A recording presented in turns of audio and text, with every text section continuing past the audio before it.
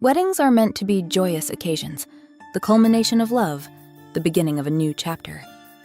And for shifters like Sylvie, weddings hold an even deeper significance.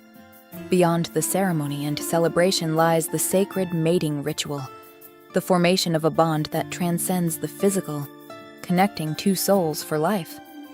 What Sylvie hadn't anticipated was how quickly joy could turn to ashes.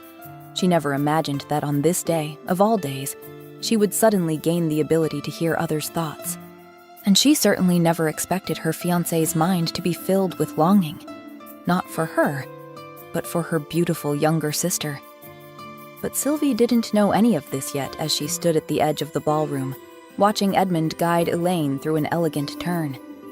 As her sister and fiancé smiled radiantly at each other, all Sylvie saw was how sweet it was of Edmund to chaperone her little sister, making sure she felt welcome at the Alpha King's court. The grand ballroom of the palace was a marvel of crystal and marble. Nobility from 3 kingdoms mingling beneath glittering chandeliers for this year's mating ceremony. "What a striking couple they make," an older noblewoman said, watching Edmund and Elaine. "Are they to be mated tonight as well?" Sylvie laughed. "Not at all, madam. For Lord Edmund is my fiancé, you see." The woman raised an eyebrow, but Sylvie paid her no mind. It warmed her heart to see the 2 most important people in her life getting along so well. Edmund would make such a wonderful brother to Elaine once they were mated. The way he leaned down to whisper something that made Elaine laugh and blush, naturally, the court would assume things about their already special bond. However, it wasn't the lovely Elaine, but the quiet and reserved Sylvie whom Edmund had chosen to court. The thought sent a pleasant flutter through her stomach. In just 1 hour, Edmund would take her as his mate in front of the entire court, their union blessed by the Alpha King himself. For now, the king remained at distance, watching his own ball from his throne at the end of the hall, and it was impossible to say whether he enjoyed himself or not, for his face was kept hidden behind a silver mask. Apparently, he wore it at all public functions. Some said it was ancient tradition. Others whispered it was for his protection. The more salacious gossip suggested he was hideously disfigured. No matter. By becoming Edmund's mate, this masked man would soon be Sylvie's new king. Though leaving her homeland had been difficult, there was nothing left for her there since both her parents had passed. Her future lay here in this new kingdom with Edmund. "I didn't realize you were such an accomplished dancer." Sylvie smiled as they approached. "Only with the right partner," he replied, making Elaine's cheek flush. Sylvie watched their eyes meet and linger a moment. A moment too long, perhaps? But no, she was imagining things. "Would you excuse me a moment?" Sylvie said after a beat. "I need some air. It's getting rather warm." She made her way toward one of the side doors that led to the garden terrace, feeling silly. So what if Edmund and Elaine got along? If Edmund's heart had been set on her sister, then he'd have asked her to be his mate, not Sylvie. A commotion across the ballroom drew her attention. 2 guards had apprehended a hooded figure in worn, patched clothing. Commoners were permitted to observe noble mating ceremonies from the gallery above, but apparently not those quite so poorly dressed. As she approached the doorway, Sylvie paused to let them pass. "Pardon the disturbance, my lady." The taller guard nodded to Sylvie.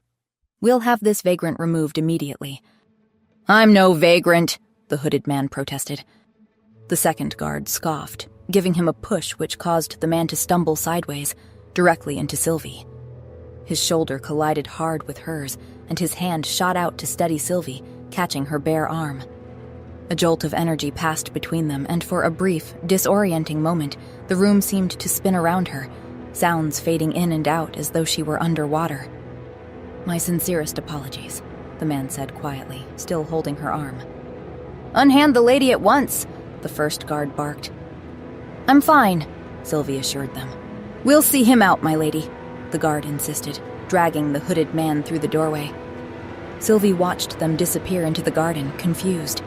What had just happened? "Sylvie, are you all right?" Elaine rushed to her side. Sylvie shook her head, still feeling oddly lightheaded. "I'm fine," she assured her, straightening her gown. "Just a bit dizzy." Edmund joined them, his expression darkening. Commoners should know their place, especially on ceremonial occasions. It was an accident, Sylvie said, surprised by her own defensiveness. Let's forget about it. Edmund placed a protective hand on her back. Perhaps you should sit down for a moment. You still look pale. Sylvie smiled up at him, the momentary discomfort beginning to fade. In just 1 hour, they would be bound together forever. Now, only one trouble remained, making sure Elaine wouldn't have to go back home. Sister, Sylvie said, did any young suitors ask for your hand while I wasn't watching? Elaine shook her head. We're here for you, Sylvie, not for me. Well, why can't it be both? Sylvie reached out to adjust a strand of Elaine's hair. You look absolutely lovely tonight. Who knows? You might even attract the eye of the Alpha King himself. As her fingers brushed against Elaine's temple, her voice suddenly rang out, clear as a bell yet somehow distant and echoing. She's mocking me, Elaine's voice said. Always so superior, always the perfect heiress. Sylvie jerked her hand back. Superior? When had she ever acted superior to her sister? Of course I'm not mocking you, Elaine, she protested, taken aback. She'd always treated her younger sister with nothing but love. She'd had no idea Elaine harbored such resentment. Elaine, you're beautiful and kind. Truly, any man would be fortunate to have you, even a king, Sylvie insisted. I don't understand why you'd think I'm being superior. She was hoping her sister would explain herself, but instead of the contrite explanation Sylvie anticipated, Elaine's expression morphed to utter confusion. Pardon? She asked. I didn't say anything about you mocking me, Sylvie. Sylvie searched her sister's face for any sign of deception. She found only genuine bewilderment. But you just, Sylvie faltered. I clearly heard you say I was being superior. I didn't say anything like that. Elaine's eyes widened. Sylvie, are you feeling all right? Sylvie bit her lip. Had she imagined it? Edmund placed a steadying hand on her back. Perhaps the excitement is getting to you, my dear. Would you like some air? Sylvie stared at her sister, utterly confused. She'd heard the words so clearly. Elaine's voice, Elaine's tone. Yes, she managed finally. Some air would be nice. I'll fetch you some water, Elaine offered. As she turned to go, her fingers brushed against Sylvie's wrist. You won't be so high and mighty when Edmund leaves you, Elaine's voice said with sudden venom. This time, Sylvie was looking directly at her sister. Elaine's lips hadn't moved, yet her voice had been crystal clear, though strangely hollow, as though spoken from inside a cave. What did you say? Sylvie gasped, flinching away. Elaine stepped back, genuine alarm on her face now. Sylvie, I didn't say anything. You're worrying me. I heard you, Sylvie insisted, her heart racing. Something about Edmund. I haven't said a word. Elaine's voice rose in pitch, while Edmund's brow furrowed with concern. Sylvie, darling, what's troubling you? His hand moved to cup her cheek in a comforting gesture. The moment his skin touched hers, that strange jolt returned. And then, Edmund's voice filled her head, echoing strangely as his lips remained still. What nonsense is this now? She heard him say. I've come too far to have Sylvie doubting at the last moment. Just a few more hours and her fortune will be mine. Sylvie stumbled backward, her hand flying to her mouth. My love, what's wrong? Edmund reached for her again, his expression concerned, while his voice magically rang inside Sylvie's head once more. If only Elaine had been named in the will as is her due, she heard. I wouldn't need to claim this foolish girl. Sylvie recoiled from his touch. She hadn't known Elaine had not been named in their father's will, but right now her main focus was Edmund. How could you? She cried, backing away from him. I heard you. I know how you really feel. Edmund's face hardened. You're speaking nonsense. Come, the ceremony will begin soon. No, Sylvie shook her head. The ceremony is off. I won't be mated to someone who only wants my inheritance, someone who's in love with my... Edmund grabbed her arm. Lower your voice, he hissed. You're making a scene over nothing. But his thoughts hammered into her mind. If she ruins this now, Father's creditors will take everything. I need her fortune to save the estate. Let me go, Sylvie demanded, trying to pull away. They had reached the edge of the ballroom, near a side entrance to the gardens where the beggar from earlier now sat on the steps, apparently having evaded the guards. "You're being hysterical," Edmund said. "What is wrong with you, Sylvie? When we're mated—" "When we're mated," Sylvie repeated, incredulous. "We will not be mated, Edmund." "It's a little too late for that, don't you think?" he asked lowly. "The king himself is prepared to bless our union." Sylvie stomped her foot. "I'd rather mate with that beggar over there," she declared, pointing to him, "than spend another moment with you." Edmund's facade cracked. "Is that so?" His voice rose. "Perhaps we should ask him if he'd have you." Humiliation burned through Sylvie. Without thinking, she wrenched free of Edmund's grip and strode toward the beggar. And then, Sylvie did the only thing she could think of to prove her point. She seized the front of his worn cloak and pressed her lips to his. She braced herself to hear his thoughts, too, expected shock or confusion to flood her mind as it had with the others. Instead, there was nothing but silence and the unexpected softness of his lips against hers. When she pulled away, she found herself staring into those same striking gray eyes she'd glimpsed earlier, now watching her with equal parts surprise and— was that amusement? Edmund's hand closed around her arm again, yanking her backward. "You want to humble me with your little display," he snarled. "Now you'll face the consequences." He began dragging her back toward the ballroom, gesturing sharply for the beggar to follow. "Come along, then. Let's see what the Alpha King has to say about this spectacle." Chapter 1. Edmund dragged Sylvie through the crowd as whispers rose like a wave as they passed. Ladies hiding smirks, gentlemen clearing throats. "Make way," Edmund commanded. "The Alpha King must hear of this disgrace." Sylvie's cheeks burned with humiliation, but her spine remained straight. At least now she knew the truth about the man she'd nearly bound herself to for eternity. The crowd parted, revealing King Caspian sitting upon his ornate throne. His ceremonial mask, crafted to resemble a wolf's visage, caught the light as he turned toward the commotion. "Your Majesty," Edmund called, executing a perfect bow. "I beg your intervention in a matter of honor." The king tilted his head slightly. "Speak, Lord Edmund." "This woman," Edmund gestured to Sylvie, "was to be my mate this very night.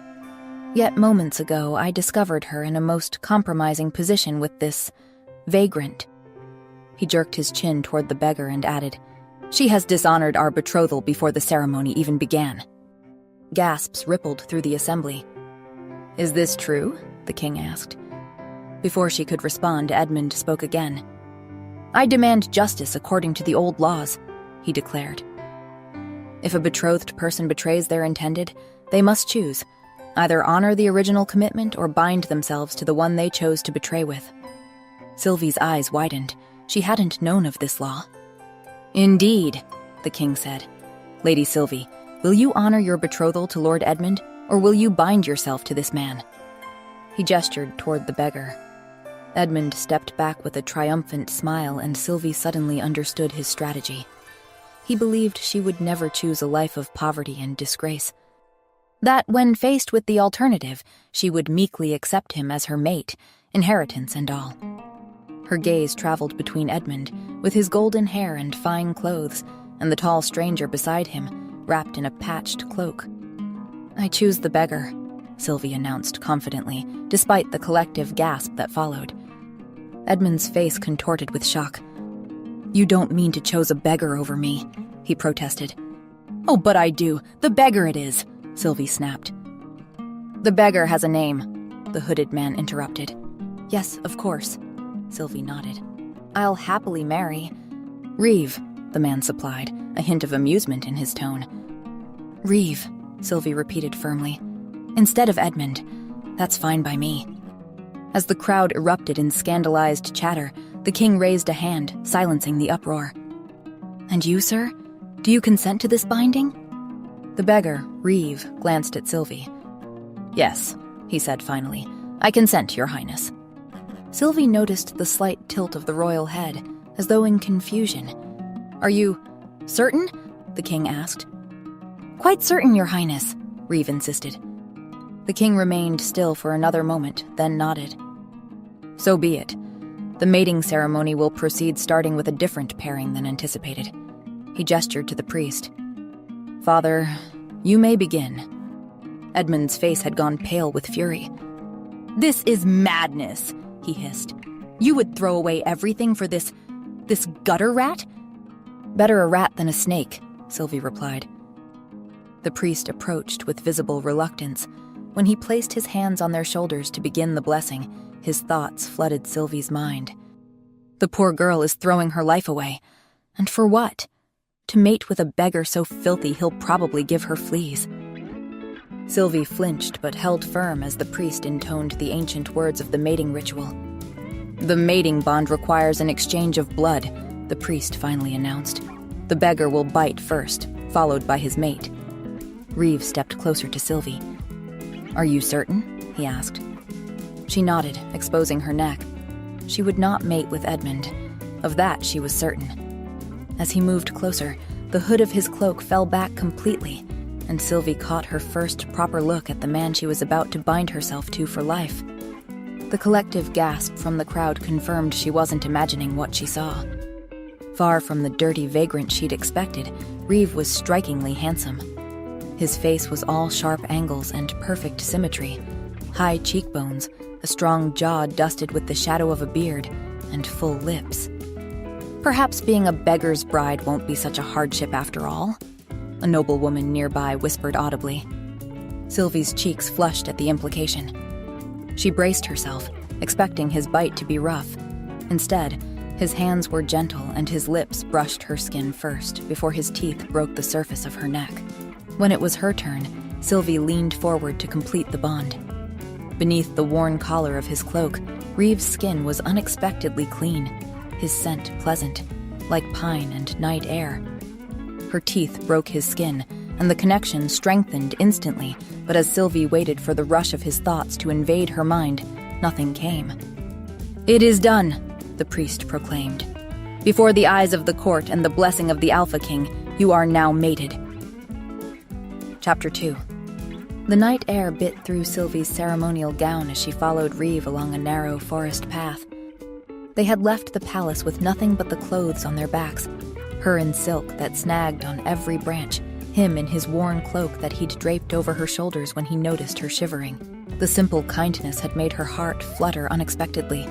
In truth, she owed him far more than thanks. This stranger had saved her from a lifetime bound to Edmund's deceit. Before departing, she had managed one crucial task. She'd spotted her father's old steward, Giles, among the spectators, and pulled him aside. Take this letter to Master Pharaoh, she had whispered. My financial advisor. Tell no one. The old man had nodded, tucking the message into his vest. Will you be safe, my lady? Just deliver it, she'd replied. And quickly. In the letter, she'd instructed Master Pharaoh to confirm two things: whether her mating to Reeve affected her inheritance, and if Elaine truly had been excluded from their father's will. She'd also made him a request, to lie if anyone inquired about her financial status, to claim she couldn't access her fortune.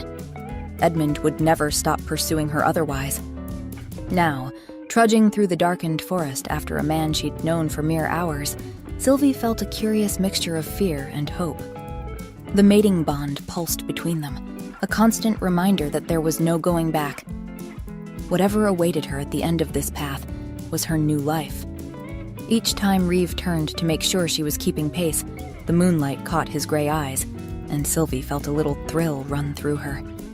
Maybe this hasty union could become something genuine. It's not much further, he said, his voice the only warm thing in the chill night. Just beyond this clearing. The trees opened to reveal a small cabin nestled against the hillside. In the moonlight, Sylvie could make out its weathered planks and sagging porch. As they drew closer, she noticed holes in the thatch roof. Welcome home, Reeve said, pushing the door open. The cabin's interior was a single room containing a rough-hewn table with one chair, a small fireplace with a few logs stacked beside it, and a narrow cot pushed against the far wall. Nothing more. I apologize for it not being much, Reeve said, watching her face carefully. Probably far from what a noble lady requires. His stance was tense, almost expectant, as his gray eyes remained fixed on her face, studying her reaction with unusual intensity. A terrible realization then hit Sylvie. He accepted my hand because he thinks I'm wealthy, she thought. He's waiting to see if I'll reveal my true colors now that we're stuck here. The thought stung more than it should have. She'd begun to imagine that perhaps he'd helped her because he'd felt some of the same inexplicable connection she had. But no, like Edmund, he saw her as nothing more than a path to fortune. Disappointment hardened into resolve. She would not be used again. "Actually, kind sir," she said, "I should inform you that I'm no longer a noble woman. I cannot inherit unless I marry a man of noble birth, so I'm afraid I've lost all my fortune by choosing you." She watched his face carefully, looking for the telltale signs of disappointment or anger that would confirm her suspicions. "Is that so?" Reeves' eyebrows rose in curiosity. "Then why didn't you marry a man of noble birth?" He didn't believe her, Sylvie realized. He thought this was some kind of test or trick. "Unlike you, dear husband, my fiancé was only after my inheritance," she replied, studying his reaction. Reeves' eyes narrowed slightly, searching her face. "I see." He leaned against the table. "So I suppose you'll be asking for a separation to get your money back?"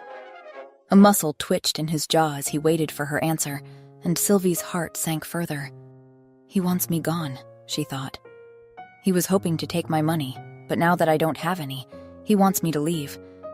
Well, if he wanted to be rid of her, he'd have to say it directly. She wouldn't make it easy for him, because by failing to honor her betrayal, she'd be expected to go back to Edmund, and she'd rather sleep in the forest first.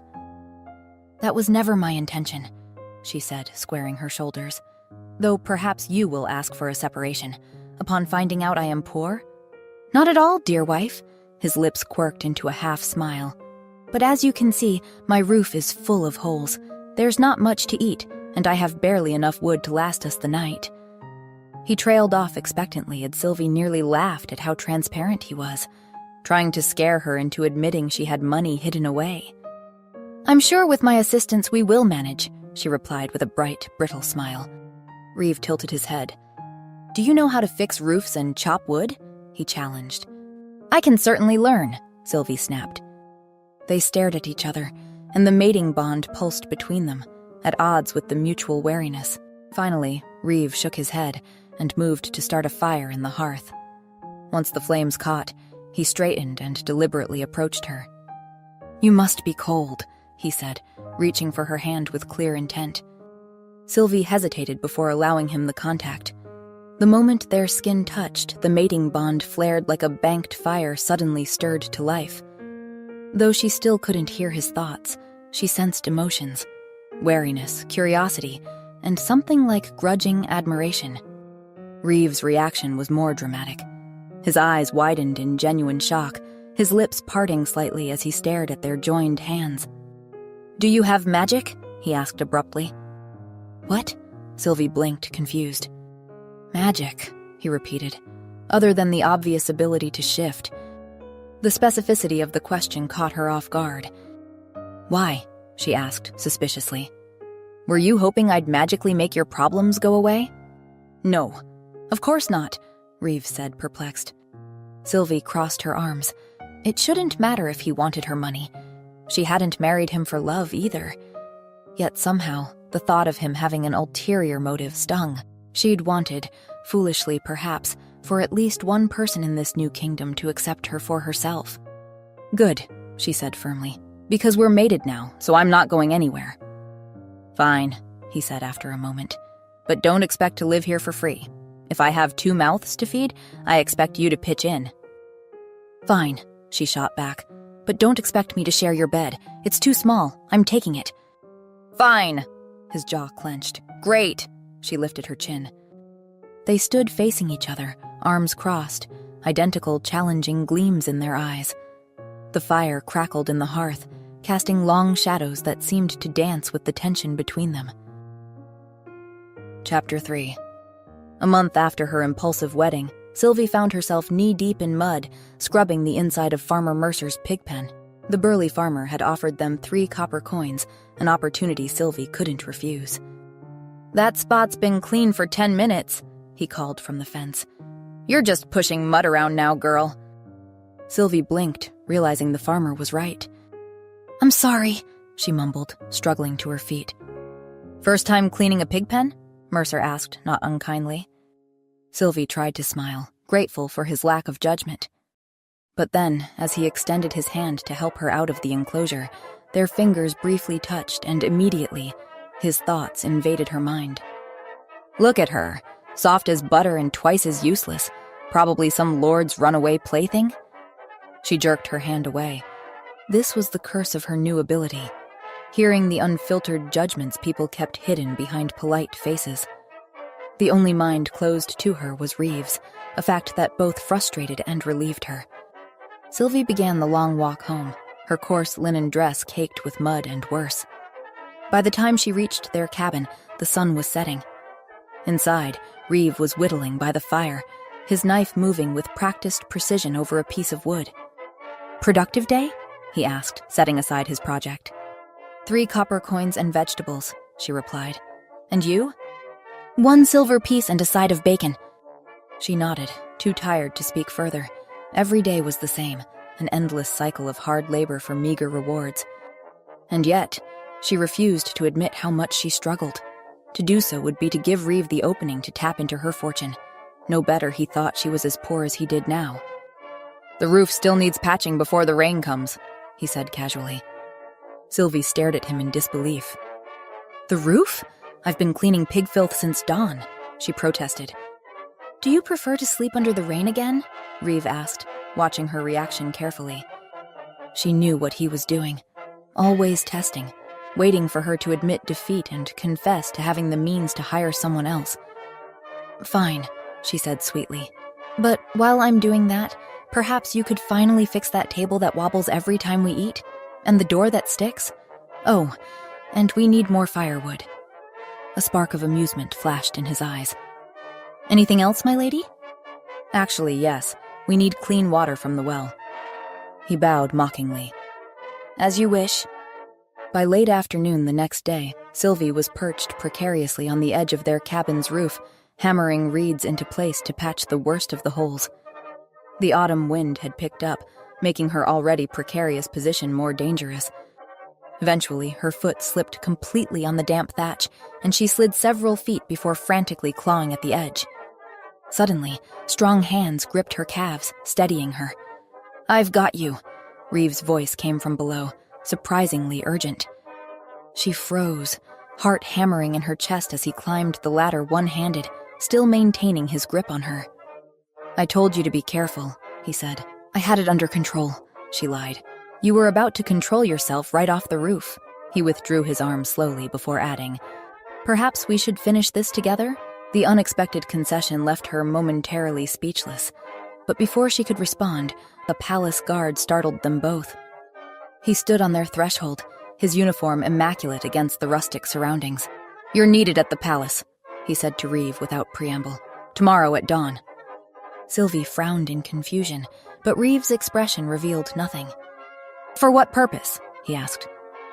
"The steward didn't say, only that your skills are required." After a moment's hesitation, Reeve nodded and the guard departed without further explanation. "The palace?" Sylvie asked. "What business do you have there?" "I don't know," Reeve replied. "This is the first I've heard of it." His evasiveness only heightened her suspicion. "I'll need to leave before dawn," he continued, changing the subject. "While I'm gone, see if you can trade some of those vegetables for salt." "Fine," she agreed reluctantly. Sylvie's days fell into a grueling pattern. She worked for neighboring farms and households, doing whatever tasks would earn them food or coin. Meanwhile, Reeve's visits to the palace became regular over the following weeks. 3 weeks after his first summons to the palace, Sylvie woke to an empty cabin, the mating bond feeling strangely taut with his absence. Each time he left, the sensation grew stronger, a physical pull that left her restless and irritable until his return. She spent the day struggling with the garden, fighting stubborn soil and her own inexperience.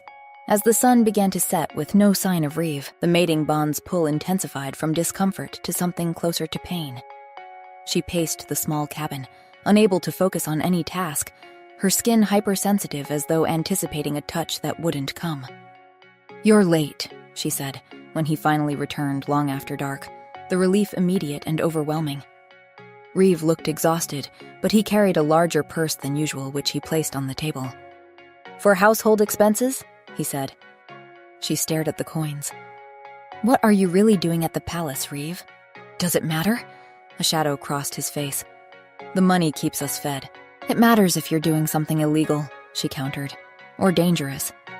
"It's neither," he assured her, though something in his tone suggested he wasn't being entirely truthful. Before she could press further, he swayed slightly, catching himself on the table's edge. "You're exhausted," she observed, momentarily setting aside her suspicions. "When did you last eat?" "Yesterday," he admitted. She guided him to sit, the brief contact sending warmth flowing through their bond. They ate in silence, the unspoken awareness of its need hanging between them. That night, as they lay 6 feet apart, Sylvie found herself hyper-aware of every movement, every breath from across the room. The bond hummed between them, unsatisfied and insistent. She wondered if he felt it too, this growing need for contact. Just as she was finally drifting to sleep, his voice came softly through the darkness. "Tomorrow I'll help you with the garden." It wasn't an apology, but it was something close. "Thank you," she replied, equally soft. Another silence, then. "The palace will require me 3 days a week from now on." The bond twinged at the news, a physical manifestation of her unspoken concerns. More absences, more secrets. "I see," was all she said, though her mind raced with questions she knew he wouldn't answer. Chapter 4. Sylvie sat by the window, her eyes fixed on the path that cut through the trees. Reeve should have been home hours ago. His visits to the palace had increased from 3 days a week to 5, sometimes overnight, and the growing distance between them only seemed to intensify the bond's pull. When Reeve's tall figure finally emerged from the dark forest, relief hit her so hard her knees nearly buckled. "You're late," she said, as the door creaked open. She risked a glance and regretted it instantly. His hair was damp with snow, his jaw shadowed with stubble, his eyes, God, those eyes, dark with something she shouldn't name. "Have you eaten?" she asked. "At the palace." His voice came low, strained. He didn't sit. He lingered, taut as a bowstring. The silence stretched, oppressive. "I fixed another leak in the roof," she blurted, her throat dry. "Thank you." His answer was soft, but the muscle ticking in his jaw betrayed his tension. The bond pulled at her like a tether. Her body ached for contact. "Could you help me with something?" she asked, her voice breathier than she intended. His eyes snapped to hers, sharp and intent. "The hook's on my dress," she said, gesturing to her back. "I can't reach them." The air grew hot, stifling. His silence lasted a beat too long before he nodded. "Turn around." She obeyed, her pulse skittering. The first brush of his fingers at her nape made her shiver. The hooks came undone one by one, each touch maddeningly careful, his knuckles grazing bare skin. She bit her lip to stifle a sound, tilting imperceptibly back against him. "Your scent," he murmured, voice hoarse. He said nothing more, but his breath shifted, and she realized he was leaning closer, drinking her in. Her eyes fluttered shut. For a heartbeat, she thought he'd give in, sink his teeth into her skin like the bond demanded. Instead, with a ragged breath, he forced the last hook loose. "All done," he murmured. She turned slowly, her loosened dress slipping scandalously off one shoulder. His gaze dropped to the exposed skin, his nostrils flaring. "Anything else you need?" he asked. They stood caught in a terrible standoff, the bond thrumming between them like a drumbeat. "No," she murmured, waiting for him to say something. Frustration flickered across his features before he tore his gaze away. "All right, I'll go check the woodpile," he said. And then he was gone, the cold air rushing in again as the door slammed. The next morning, Sylvie woke to an empty cabin yet again. The bond's discomfort was immediate and insistent, a hollow feeling beneath her breastbone that grew more pronounced with each passing hour. By midday, her skin felt too tight, her nerves too raw, and by evening she was pacing the small cabin, unable to settle to any task. That night, she found herself lying in his bed instead of her own, face pressed into his pillow, breathing in his scent. It only made the ache worse. The following day, he still hadn't returned, and she ventured into the village for supplies, hoping human contact might distract her. At the market, she overheard a villager speaking with several men, their voices grave. 3 travelers attacked already, someone said. King's offering a substantial bounty to whoever can drive off the rogues. Rogue shifters, they say, another man added, coming down from the northern hills. The rest of Sylvie's trip to the village proved even more unpleasant, accidental touches that sent unwanted thoughts flooding into her mind. By the time she returned to the cabin, her head throbbed and her patience had worn dangerously thin. When Reeve finally returned that evening, she was at the breaking point. He looked worse than she felt, haggard, eyes bloodshot, his movements stiff as though he were in pain.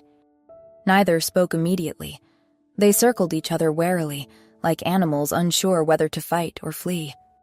"You were gone longer than expected," she finally said, the accusation thinly veiled. "Yes." His voice was hoarse, his eyes never leaving her as he added, "Did you miss me?" "Hardly noticed you were gone," Sylvie lied, even as the bond hummed between them, betraying her words. The tension was unbearable, the air thick with unspoken need. Reeve stood too close and not close enough, his scent enveloping her, making it difficult to think clearly. "Perhaps," he said abruptly, his voice strained, "you could go gather firewood? The pile is getting low." Something in her snapped. 3 days of the bond's torment, of missing him despite herself, of wondering where he went and what he did, and now this again, giving her tasks to taunt her? "Right," she said, "and perhaps you should try earning that bounty being offered for rogues in the northern hills." His eyes narrowed slightly. "Where did you hear about that?" "At the village today." She met his eyes. "This place is running ragged, and your work at the palace, whatever it is, isn't helping." Understanding dawned in his eyes, followed quickly by disbelief. "You want me to hunt them?" he asked. "The rogues?" "Why not?" Sylvie snapped. "We could use the coins. And since you're so eager to be away from here..." She let the implication hang. "So that's what you want, Sylvie?" he asked, his voice low and intense. "For me to leave?" The words stuck in her throat. "No," she wanted to say. "What I want is for you to choose me. To love me. For me, not for my fortune." But the memory of all the things she heard people think of her on a daily basis made her feel insecure, and so instead she said, "What I want doesn't seem to matter much to you, does it? You come and go as you please." He stared at her for a long moment, something unreadable flickering in his eyes. Then, without a word, he turned and began gathering his things. A flutter of panic rose in her chest. "Now?" She hadn't expected him to acquiesce so readily. "But you've only just returned, Reeve." He paused at the door, finally meeting her eyes. "I'll bring back your bounty," he said. "You'll see." "At least take others with you," Sylvie called after him. Pain blossomed in her chest as the door closed behind him. She sank to the floor, wondering how their dance of challenge and counter-challenge had spiraled so disastrously out of control. Chapter 5. 4 days and Reeve had yet to return. Sylvie alternated between pacing the cabin and walking the path to the village, hoping for news. The bond had moved beyond pain into a dull, constant ache that made it difficult to eat or sleep. Today, the market was unusually quiet, the normal bustle subdued by something she couldn't name. She approached the baker first, forcing a casual smile. "Any news from the north? About the rogues?" The man's face darkened. "Bad business, that. Found a traveler yesterday morning. Torn to pieces, poor soul." The blood drained from Sylvie's face. "Where?" she managed, barely able to form the word. "Northern crossroads by the old oak, exactly where those rogues were last seen." He shook his head sadly. "Tall fellow," they said. "Dark hair. Couldn't identify much else, given the state of him. Tall, dark-haired. Her legs gave way beneath her, and she would have collapsed if not for the baker's steadying hand on her arm. His thoughts invaded her mind immediately. Poor thing. Must be her husband they found. No, she whispered, pulling away from his touch. The world tilted sideways, colors bleeding together. She didn't remember walking home. One moment she was in the village, the next she was stumbling through their door, collapsing beside the cold hearth. Her hands moved mechanically, building a fire she couldn't feel, her body going through motions while her mind circled one terrible truth. Reeve was dead. She had sent him to his death. "You stubborn, impossible man," she whispered to the empty room. "Why did you have to prove yourself? Why couldn't you have stayed?" The questions hung in the air unanswered. She wrapped her arms around herself, rocking slightly as the truth she'd been fighting finally broke through. She loved him. Not just desired him, not just needed him for the bond, not just appreciated his presence. She loved his quiet strength, the gentleness in hands capable of such power. She loved how he challenged her, matched her stubborn for stubborn. She loved the rare smiles that transformed his face, the way he watched her when he thought she wasn't looking. And she had sent him to his death with cruel words and wounded pride. A sob tore from her throat, raw and broken. So what if he'd married her for her money? She'd been poor for 3 months and found it incredibly difficult. Reeve had been poor his entire life. Naturally, he longed for a better future. The sound of the door latch lifting barely registered through her grief. The rush of cold air from outside went unnoticed. It was only when a shadow fell across her that Sylvie looked up, not daring to believe what her senses told her. Reeve stood in the doorway, haggard but very much alive. Blood stained his shirt. A fresh cut marked his cheek, but he was there.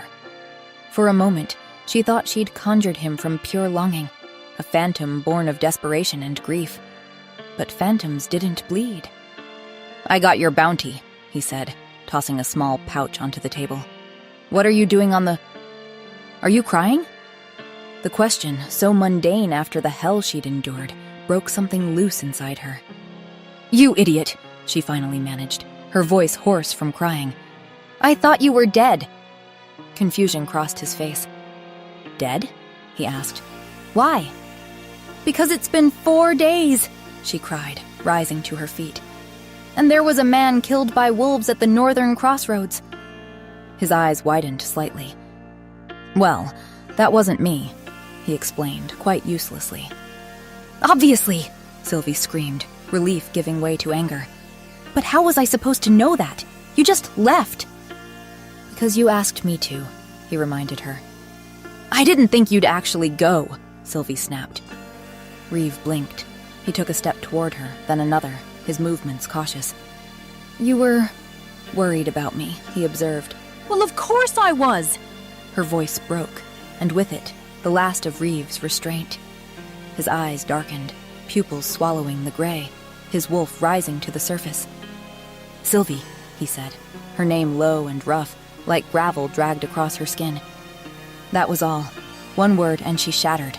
Their bodies collided, his mouth crushed against hers, wild and unrestrained, and the bond surged, vicious and sweet, a flood of heat that made her moan into his kiss. Her hands clawed at him, desperate to prove he was real. His shirt tore beneath her fingers, and he groaned as though the sound of fabric ripping was too much to bear. He lifted her easily, her legs wrapping around his waist, her back pressing to the wall before she even realized they had moved. "Tell me to stop," he ground out against her throat. "I'll stop if you—" "Don't you dare," she gasped, dragging him back. The kiss was endless, brutal with need, until he carried her to the bed. For one suspended heartbeat, their eyes met. His dark and starving, but vulnerable too, almost reverent. Then thought dissolved, words became meaningless. His mouth claimed hers again, and the rest was heat and pressure, fabric tearing, skin against skin. The bond wrapped tight around them, electric and merciless, amplifying every touch. When they finally came together, it was with the force of inevitability, the breaking of a storm that had threatened for far too long. It was consuming and raw, their wolves howling through the bond, their bodies moving as one. Later, there would be words. Later, confessions. But not now. Now, there was only this. His body tangled with hers, the bond blazing, and the truth neither of them could deny anymore, that they needed each other. Chapter 6. 3 days had passed in a blissful haze. Sylvie lay tangled in the bedsheets, Reeves' arm draped possessively across her waist, his breath warm against her neck. "We should probably get up," she murmured. Reeves' response was to pull her closer. "Why?" he asked, voice still rough with sleep. "With that bounty you made me get, we don't need to work for at least another month." She laughed, turning in his arms to face him. "You plan to keep me here indefinitely?" Why not? It's a good plan." His fingers traced lazy patterns along her spine. The best I've had in years, in fact. The bond hummed contentedly between them, warm and vibrant. Through it, she could sense his happiness, his satisfaction, emotions that mirrored her own so perfectly it was sometimes difficult to tell where her feelings ended and his began. "You're happy," she said, touching his face wonderingly. His eyes softened as he caught her hand, pressing a kiss to her palm. "Did you doubt it?" Before she could respond, a sharp knock at the door interrupted them, making Reeve groan.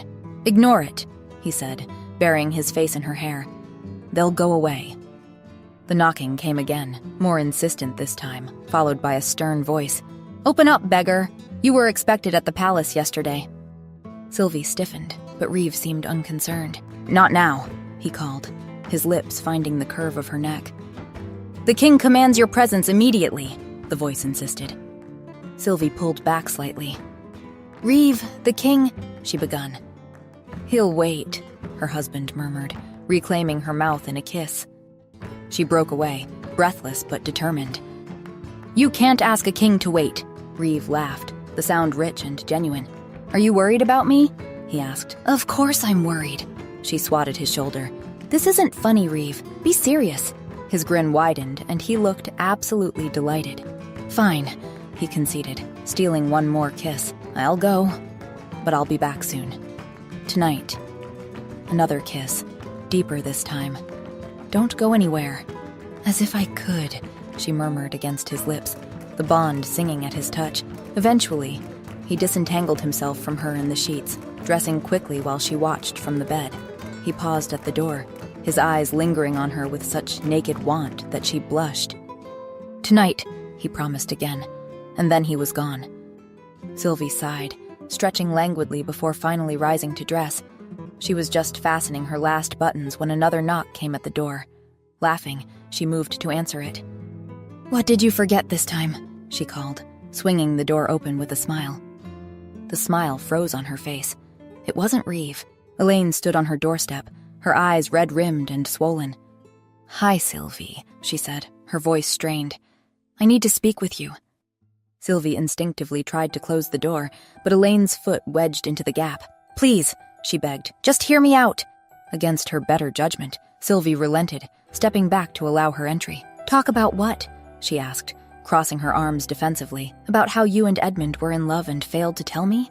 Elaine's chin lifted, a flash of defiance in her tear-filled eyes. "You can't fault me for falling in love." "I'm not," Sylvie retorted. "I'm angry you didn't tell me.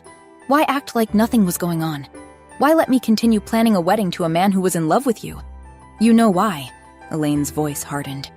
"Because while your darling father adopted me, he failed to put me in his will. I'm left with nothing." "Well, I didn't know that at the time, Elaine," Sylvie replied. "Because you didn't check," Elaine shot back.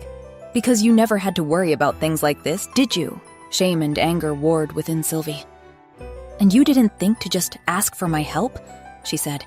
"I would have given it to you, Elaine. You didn't have to lie, to humiliate me." Elaine's composure cracked, tears spilling down her cheeks. "You're right. I'm sorry." She reached out, her fingers brushing Sylvie's arm. Immediately, Elaine's thoughts flooded into Sylvie's mind. "Wait till your husband kicks you out when he finds you haven't inherited. You'll know humiliation then." Sylvie recoiled from the touch, the bitterness in Elaine's thoughts startling in its intensity. "First of all," she said coldly, "not only did I inherit, but second, my husband doesn't know and he loves me anyway." Elaine gasped, her eyes widening. "Edmund was right. You can read minds." Her expression shifted from shock to calculation. "And you do have the money," she added. Sylvie realized she'd been baited into revealing both her ability and her financial status. Elaine's tears dried with suspicious quickness. "Sylvie, please!" Elaine's tone turned pleading again. "Edmund and I need that money. You owe me this. I'm your sister." "Look where I live!" Sylvie gestured around the modest cabin. "It's hard, yes, but there's joy to be found here. Money isn't everything." "Easy for you to say." Elaine's voice turned bitter again. "If you don't give me what I'm due, I'll tell your husband how you lied and hid your fortune from him." She stepped closer, her eyes hard. "Either he'll hate you for lying, or he'll show his true colors. Either way, you'll lose him." The threat struck Sylvie's deepest fear. She and Reeve had only just found each other. Their relationship was still so new, so fragile. What if Elaine was right? What if learning about her deception shattered the trust they'd begun to build? "Fine," she said quietly. "Half of it. I'll meet with you and sign the necessary papers." "Today," Elaine said firmly. "I've already sent for your financial advisor. He'll meet us at the old mill by the river at sundown." Sylvie nodded stiffly. "I'll be there." After Elaine left, Sylvie paced the cabin, her mind racing. She'd have to tell Reeve the truth eventually, but not yet. Not when they'd just found their way to each other. She needed time to find the right words, to explain why she'd lied. The hours crawled by. As the sun began its descent, she prepared to leave, hoping Reeve would stay occupied at the palace until after she returned. She had just wrapped her cloak around her shoulders when the door opened. Her husband stood there, his face alight with the same joy that had been there when he left. But his smile faltered slightly as he took in her cloaked form. "Going somewhere?" he asked. Yes," she stammered, mind racing for a plausible excuse. "One of the village women needs help with her sick child." His head tilted slightly. "Which woman?" he asked. The miller's wife," Sylvie improvised. "The miller doesn't have a wife," Reeve said, his voice carefully neutral. "Or children." "I meant the blacksmith's wife," Sylvie fumbled. "I get confused with all these new neighbors." Reeve studied her for a long moment, something shifting in his expression. The joy that had been radiating through their bond dimmed, replaced by a cautious wariness. "Are you being honest with me, Sylvie?" he asked. She swallowed hard, guilt pressing against her ribs. "Well, what about you?" she countered, seizing the opportunity to deflect. "Will you tell me what you're really doing at the palace?" His expression closed off, the warmth in his eyes cooling. "Be careful," was all he said. The walk to the old mill was torturous, her mind replaying their exchange. The bond felt muted, dampened by the distance and the lies between them. She'd fix this, she promised herself. Once she dealt with Elaine, she'd return home and tell Reeve everything. The sun was setting, casting long shadows across the abandoned building. The perfect place for a clandestine meeting, or a trap. "Let's get this over with," she thought, approaching. To her surprise, it was Edmund who stepped out from behind a pillar, not Elaine. His expression was unexpectedly gentle. "Sylvie," he said, moving toward her. "There's another option. You could keep your entire fortune. All of it." "Where's Elaine?" she replied, wary. "She sent me to handle the negotiations," Edmund said. "As for keeping your fortune, ask for a divorce. Return to me. I made a mistake, Sylvie. I do care for you." She tried to pull her hand away, but he held fast, his thoughts flooding her mind. "I'd rather have the entire fortune than Elaine if I have to. I'll sign whatever she wants to reassure her." The naked calculation in his thoughts revolted her. "Let go of me," she said. Surprisingly, he complied, his expression still earnest. "Think about it, Sylvie. You're living in squalor. You deserve better." "Better like you?" she asked. She turned to the advisor, who had watched the exchange with obvious discomfort. "Draw up the papers. Elaine gets half of everything. I don't care what she does with it or who she gives it to." She shot a pointed look at Edmund. "But know this. The moment you burn through it, there won't be more. This is all you get from me." Without waiting for a response, she turned and left, desperate to return home, to Reeve, to explain everything and hope he understood, to finally be honest with each other. But when she reached the cabin, breathless from her hurried pace, she found it dark and empty. He was gone. Chapter 7. Morning light filtered through the cabin windows, and Sylvie hadn't slept. She'd spent the night alternating between pacing the small space and sitting by the door, waiting for the sound of Reeves' footsteps. He hadn't returned. The bond felt strange, not broken, but muted, as though obscured by fog. She could still sense him, somewhere distant, but his emotions were indecipherable. Was he angry? Hurt? She pressed her hand to her chest, where the ache of the bond had settled like a stone. What a fool she'd been. She should have told him the truth from the beginning, about her fortune, about everything. Instead, she'd allowed fear to guide her actions, and now, a knock at the door sent her scrambling to answer it, hope surging through her veins. But it wasn't Reeve. A palace guard stood on her doorstep, expression formal. "My husband isn't home," Sylvie informed him. "I'm here for you, my lady," the guard replied. "King Caspian requests your presence at the palace." Sylvie blinked. "Why would the king want to see me?" The guard's expression remained impassive. "I wasn't informed of the reason," he said. Sylvie changed into her cleanest dress, still patched and faded, but the best she had. As the guard escorted her toward a carriage, her mind raced with possibilities. Had something happened to Reeve? Was he hurt? Arrested? The palace loomed before them, gleaming white against the afternoon sky. Finally, they reached the throne room. Massive doors swung open to reveal a cavernous chamber filled with nobles and courtiers. At the far end, seated upon an ornate throne, was the masked figure of King Caspian. Even from a distance, the intricate silver and onyx mask was unmistakable. "Lady Sylvie of the Eastern Provinces," the guard announced, his voice echoing through the suddenly silent room. All eyes turned to her as she walked the seemingly endless distance to the throne. When she reached the dais, she sank into a deep curtsy, head bowed. "Your Majesty." "Rise, Lady Sylvie." The king's voice was resonant, carrying easily through the large chamber. She rose, keeping her eyes respectfully lowered. "You summoned me, Your Majesty." "Indeed," the king said. "I have a proposition for you." Confusion flickered through her. What could the king possibly want from her? "I've been informed by your sister of a rather remarkable ability you possess," the king continued.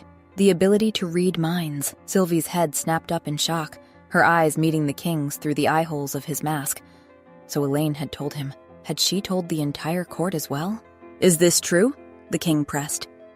There was no point in lying. Not here, not now. "Yes, Your Majesty," she confirmed with a small nod. A murmur rippled through the assembled courtiers. The king rose from his throne. "Such an ability is invaluable," he said. "It would be a tremendous asset to a ruler, to know the true thoughts and intentions of allies and enemies alike." He paused, then continued with a formality that sent a chill down her spine. "Lady Sylvie, I would like to take you as my queen." Gasps and whispers erupted throughout the throne room. Sylvie stood frozen, unable to comprehend what she'd just heard. "Your Majesty, I'm already mated," she stammered once she found her voice. The king waved a dismissive hand. "I am ruler of these lands. If I wish it, your current bond can be annulled." "I will not force you," the king added, his tone softening slightly. "The choice is ultimately yours. But consider what I offer. A position of honor and power, wealth beyond imagining, the chance to use your unique gift to help an entire kingdom. What does your beggar husband offer that could possibly compare?" The courtiers watched, breathless with anticipation, waiting for her response. "Your Majesty honors me beyond measure," she said carefully, "but I must decline." The king's eyes narrowed behind his mask. "You would refuse a king for a beggar?" Sylvie lifted her chin, finding strength in the certainty of her heart. "He is no beggar in my eyes. He is my husband and my mate." "He has been your husband for merely 2 months," the king countered. 2 months during which you have lived in poverty, tending roofs and pig pens, never having enough to eat. You would give up a kingdom for this life? "I would give up a kingdom for a life with the man I love," she said. A hush fell over the throne room. The king remained motionless for a long moment, his eyes searching hers through the mask. Then, just as he was about to respond, a commanding voice cut through the silence. "Enough!" Every head turned toward the sound. At the entrance to the throne room stood another man, dressed in royal finery, wearing an identical mask to the king's.